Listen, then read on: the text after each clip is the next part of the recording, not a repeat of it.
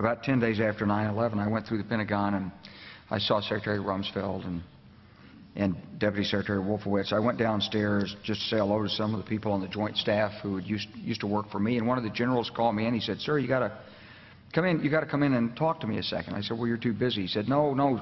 He says, "We've made the decision. We're going to war with Iraq." This was on or about the 20th of September. I said, "We're going to war with Iraq. Why?" He said, "I don't know." He said, "I guess they don't know what else to do."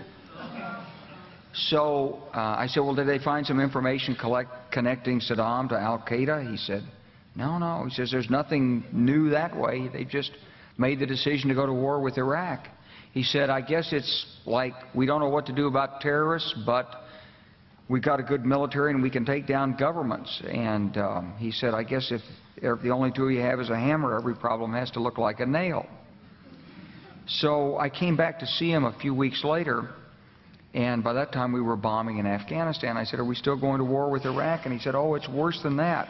He said, he reached over on his desk, he picked up a piece of paper, and he said, I just got this down from upstairs," meaning the Secretary of Defense's office today, and he said, "This is a memo that describes how we're going to take out 7 countries in 5 years, starting with Iraq and then Syria, Lebanon, Libya, Somalia, Sudan, and finishing off Iran." I said, "Is it classified?" He said, "Yes, sir." So go through the countries again. Well, starting with Iraq, then Syria and Lebanon, then Libya, then Somalia and Sudan, and then back to Iran.